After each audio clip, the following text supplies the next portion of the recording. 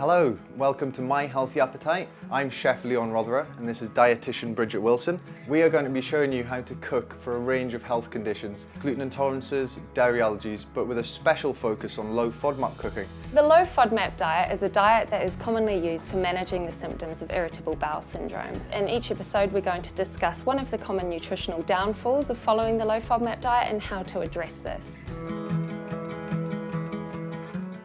Right, so to carry on with our new vegetables, I'm going to start with green plantain, which if you've eaten any Caribbean food you'll be familiar with.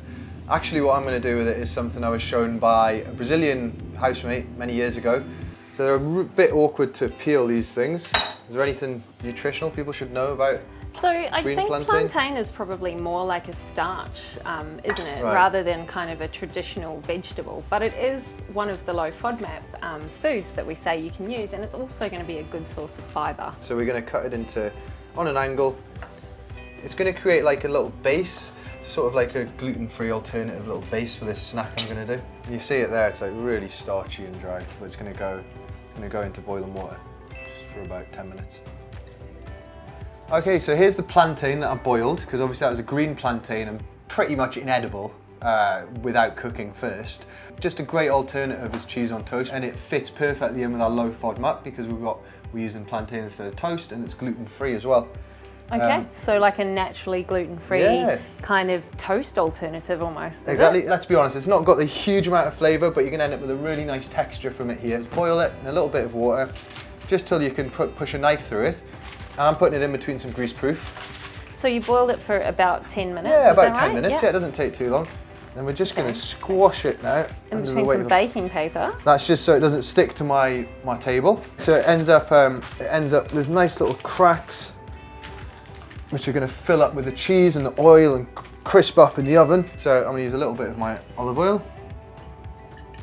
Because it doesn't taste like banana, it tastes like a starch. Yeah, more. so maybe even like similar to cassava or something like that. Okay, Yeah, yeah, very different right. to a sweet banana. Okay.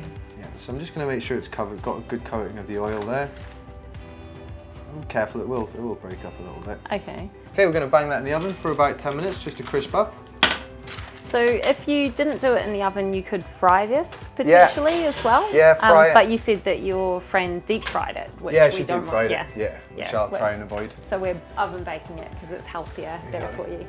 So while that's in the oven crisping up, I'm going to prepare my topping for it. I'm going to use a good strong cheddar cheese. That's the thing that sometimes people get confused about, is whether or not you can have cheese on a low FODMAP, because you have to cut lactose out. But actually when you're using kind of hard cheeses or soft cheeses, they're made with mostly just the fat component of the milk, which is very low in lactose, which is why you can get away with using cheddar cheese on a low FODMAP diet. It's not a dairy-free diet, it's just low in lactose. Okay, so I'm going to do some shredded up chili seeds in there. Again, I want some onion, cheese and onion of course.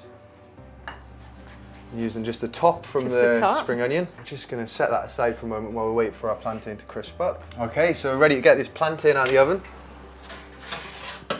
And we've got these lovely crispy little bread alternative discs. And onto that I'm going to put my cheesy chili onion mix.